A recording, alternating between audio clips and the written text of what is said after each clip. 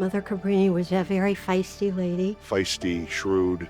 She wouldn't take no for an answer, that's for sure. But in a very graceful way. I don't even know how to put it into words. I just know that I feel a strong love for her right here. It's emotional. She is a wonderful saint, and there have been many miracles because of Mother Cabrini. This is a woman who in 1900 founded a hospital. She was a businesswoman. She was a spiritual leader. She was the first canonized saint of the United States of America. She wasn't born here, but she became a citizen. Well, Mother Cabrini, I like the fact that she lived here and died here. So, she walked down that street just like I do. She went over to Lincoln Park just like I do. Here's the saint that lived in Chicago, right down the street.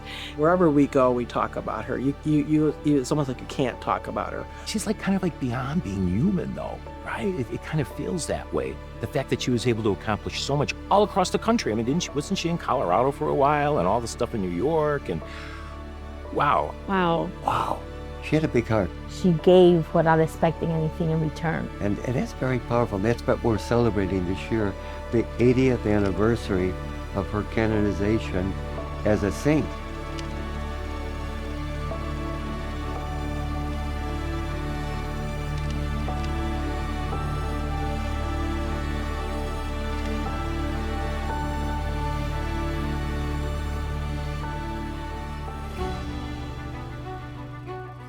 And I was thinking, who is Mother Cabrini? Who is this Mother Cabrini? I never heard of her.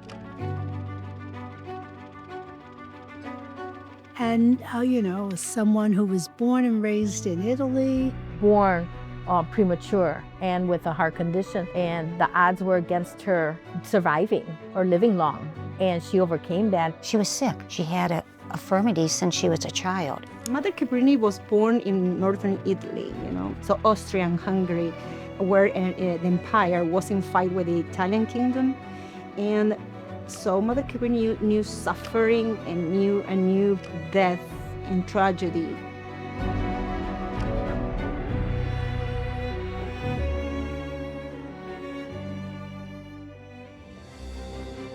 No one wanted to accept her into a religious order. She wanted to join the convent. 2 orders turned her down. She formed her own. And then she was told, well, start your own.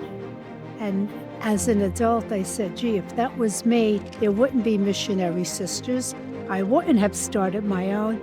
But she gives me courage. There's a book that has all her writings, the letters to her sisters. She was a tough lady. She was a very tough lady, but kind and realistic at the same time. One time I had the privilege of knowing a sister who knew Cabrini. And I said to the sister, Sister, what was so attractive in Cabrini? And she said, close her eyes, Steve. Close her eyes. And when she would look at you, she'd be looking right through you. It's amazing what she accomplished in her time opening hospitals and schools and orphanages and helping the marginalized. She took all that to heart. So where did she get this strength? So as you follow her, you realize it came from inside. And I believe it was her connection with the Sacred Heart. And when I've had discussions with the sisters, many times they said to me that it's her connection with the heart of the Sacred Heart of Jesus, as if there was an exchange between the two of them and the holiness. Is so magnificent and very fitting for a person who accomplished so much with the Sacred Heart behind her. And she did not make a move without him with her. With her missionary sisters, there was no water, and they had been hiking for days. They sat down on rocks that they had shaped these rocks in the shape of a heart, because they were all devoted to the Sacred Heart. And so they prayed for water. One of the sisters had gone and tapped on a rock, and the water began to flow. So I always loved that story. Mother Cabrini was someone who had a great love for migrants. She had a great love for all people, and that came from her own devotion to the Sacred Heart of Jesus.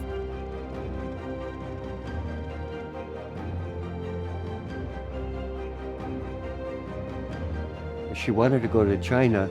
She wanted to go to the East.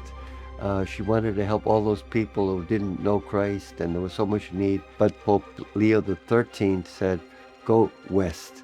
go to the United States. There's great need. What Mother Cabrini did, she came to this country invited by Archbishop Corrigan of New York, landed and was told, "Oh, we don't need you, go back." And she said, "Well, the Pope told me to come, so we're staying." Yet in spite of that, and she was tiny, a little Italian lady comes over here, could hardly speak English. It fascinates me that this relatively sickly, small woman from rural Italy comes to the United States and is just full of courage and tenacity and takes on the challenges of a great city or the hierarchy of political structures. Back in the day, there were so many sisters helping her with the outreach. Chicago was very important to her. As you know, in 1871, there was the Great Chicago Fire, which lasted 3 days, and it burned, swaths of the city. It really burned several miles, and hundreds of thousands of people were homeless.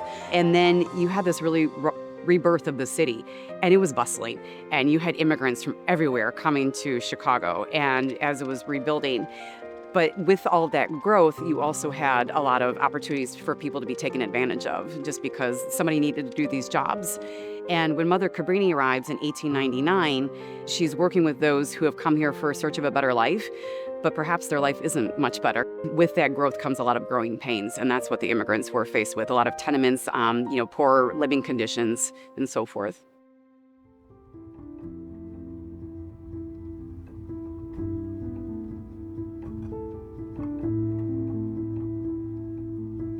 I think immigrants today continue to struggle to be received and perceived as people that add value to societies. Immigrants are a gift.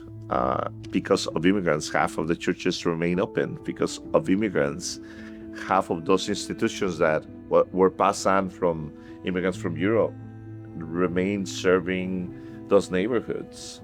But I think there's something really important, especially very timely today, about being like, the church has always stood with those on the margins. Mother Cabrini, who is the patron of immigrants. Think about what Frances Cabrini did for other migrants and how she was a person who stood up for migrants. And I think about what's happening in today's world.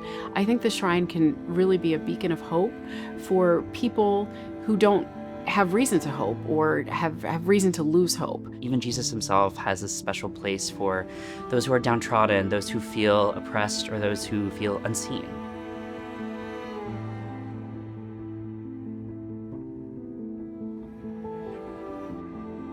I first came in contact with the Missionary Sisters when I was in first grade. I think the Missionary Sisters of the Sacred Heart set the bar very high for me, too. Excellence was something that we strived for. And the team spirit of working together, we formed bonds of sisterhood. I think the sisters here have a little bit of her in them. You could feel it. They really follow her mission. They're active. First of all, having the sisters here is a real gift, because for me, that's the closest that I get to Mother Cabrini is through them. And you can see it in their mannerisms. They're almost like her. The idea that they acclimate themselves to so many different parts of the world and help women and men and families, that has to be admired.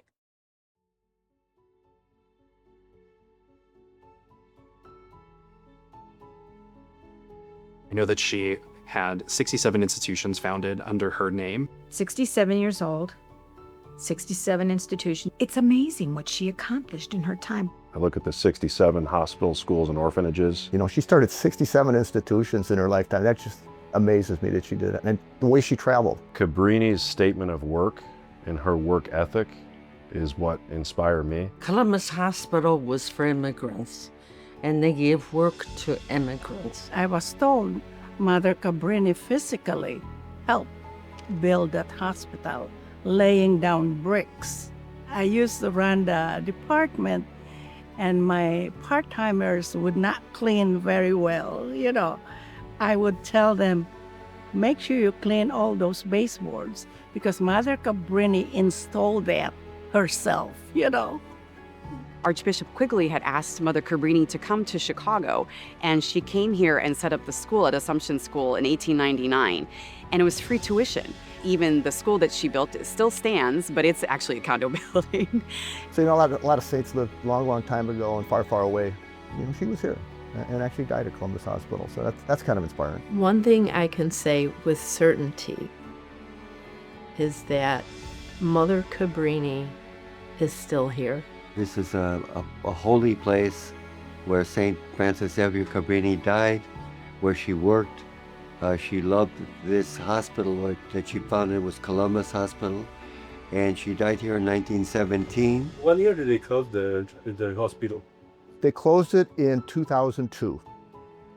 Yeah, and then eventually they tore it down, and the shrine was closed for 10 years, till 2012. They kind of refurbished it. This is where Mother Cabrini lived, worked, and died. She died here December 22nd, 1917, on this very block. You know, I'm sure you've seen the room next door that was recreated after she died and the hospital was demolished in the 2010s. But I think there's something so special about taking a pilgrimage here, especially domestically if you're within the U.S.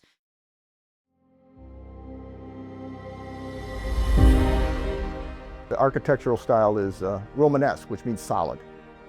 The windows, they have the mysteries of the Rosary.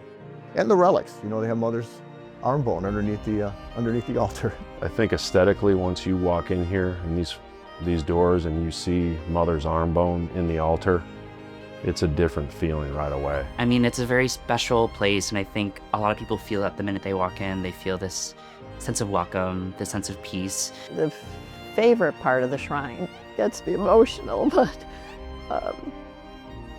the St. Joseph statue after church every Sunday. I light candles for family members, for the world.